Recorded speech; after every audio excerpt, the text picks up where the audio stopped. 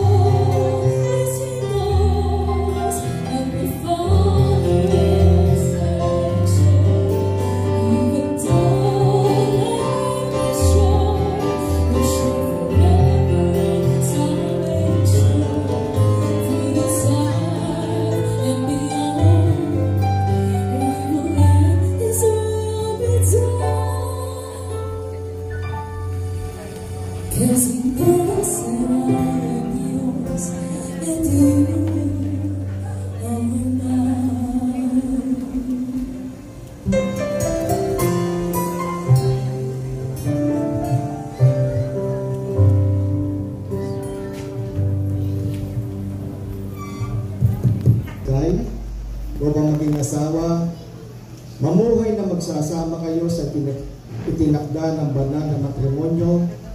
Siya ba ay iibigin, aaliwin, igagala at iingatan sa sakit at kalusugan, at tanging sa kanya lamang ibisan habang kayong dalawa ay nabubuhay? Opo. Kahit tinatanggap mo ba si Jensen upang maging asawa? Mamuhay na magkasama ayon sa tinakda ng banal na matrimonyo. Siya ba yung iibigin, aaliwin, igagalang at iingatan sa sakit at sa kalusugan, katanging sa kanya lamang bibisan habang kayong dalawa ay nabubuhay? Opo. Makakaupo na kayo. Saksi po ang bawat isa sa atin. At hayaan po natin na ipahayag muna ni Jensen ang kanyang pagmamahal kay Kai sa mga sandali.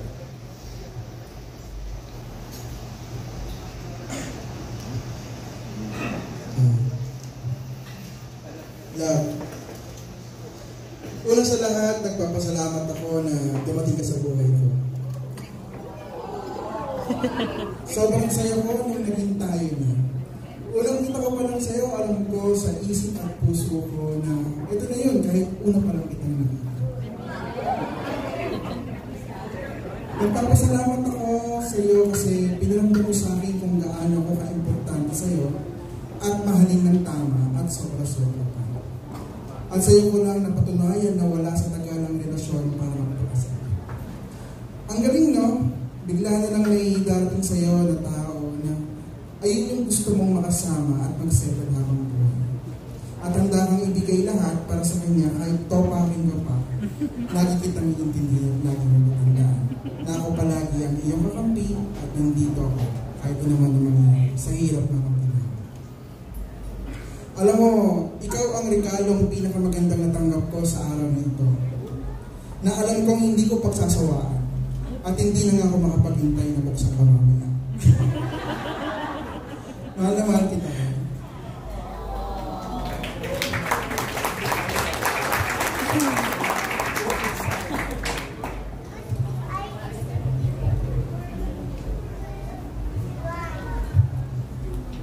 Hirap sandan. Pero una sa lahat, gusto ko lang mag-thank you sa Lord. Kasi nandito na kami.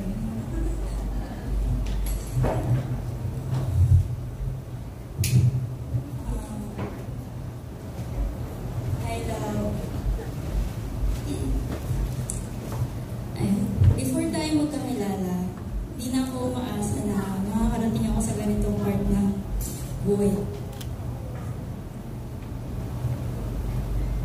Wait lang po ako. Hindi ako makapagsalita. Ayan. Madami akong past na pinagsisisihan bakit ako nagmadali at hindi naghintay sa tamang tao na inilaan sa akin ng Lord. Pero dahil sa mga past na yun, sa masasakit na pangyayari, mga maling tao sa maling panahon, marami sa aking itinuro ang Lord. Itinuro niyang magtiwala, maghintay, at ibigay sa Kanya ang lahat kong plano sa buhay. The Lord gave me this verse on Isaiah 16 verse 22. When the time is right, I, the Lord, will make it happen. Wait lang po ulit. And truly, God is really faithful. Lahat ng mga bakit and wise ko noon, ngayon lahat nasasagot. Kaya pala ako iniwan. Wait lang po. Kaya pala ako nasaktan. Kaya pala ako inalis sa maling tao kasi ikaw pala ang tamang tao. Kilig. Matalino ang Lord. Alam niya kung sino ang tama at kung sino ang mali para sa atin or para sa akin. Binigyan ako ng Lord ng taong iintindi, magmamahal at higit sa lahat, taong kaya akong respetuhin. Unang beses pa lang tayong nakita, alam ko na nilagay na ng Lord sa isip at puso ko na ikaw na yung taong inilaan niya para sa akin. Worth the wait. Worth it lahat ng paghihintay. You are truly a blessing from the Lord. Lagi ko ipagpapasalamat sa Lord ng buhay mo. Buti na lang naghintay ako, buti na lang nagtiwala ako. Pinapangako kong mamahalin kita ng walang kapalit. Yayakapin kitang mahigpit at kahit sa panahong mahirap ka ng mahalin at intindihin, araw-araw pa rin kitang pipilitin. Ako ang lagi mong kasama sa lungkot at saya.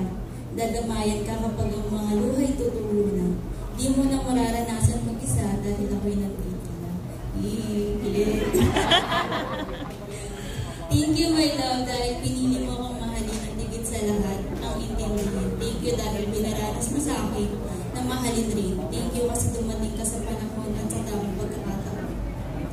God is in this story. He has made everything beautiful in its time. To God be the glory. Upang maging matibay ang pagsasama bilang mag-asawa, napakahalaga ang espiritualidad at napakahalaga ang paniniwala sa salita ng Diyos. Dahil dito, narito ang Biblia na siya magiging sagisag, pundasyon ng iyong pagsasama bilang mag-asawa. Ito ang magiging sanggunian ninyo sa panahon na kailangan nyo ng kaliwanagan. Ito ang magiging pagkain ng espiritu at kaluluwa na siya magpapalakas sa inyo. Ang salita na ito ay ilaw at gabay. Sabi nga, ang lahat ng kasulatan ay kinasihan ng Diyos na magagamit sa pagtuturo ng katotohanan at pagtatama sa mga maling aral. Ang salita ng Diyos ay magsisilbing ilaw sa inyong tahanan at ito ang magiging sandigan at pundasyon ng isang matibay na pagsasama.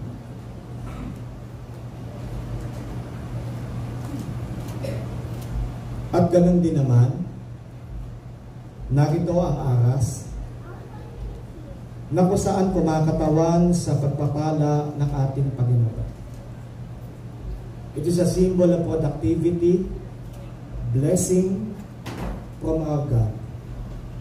Bilang mag-asawa, hindi na kanya-kanya ang inyong mga pagpapala. Magiging isa na kung paano kayo iisa. At itong aras na ito, kumakatawan ito sa kasaganaan ng Diyos na ipagkakaloob sa inyo. Lagi niyong tignan, lahat ng tinatangkilik ninyo ay galing sa Panginoon. At dahil dito, tanggapin niyo ang simbolo na to na siya magpapaalala na ang Diyos ay patuloy na nagpapaalala. At ang singsing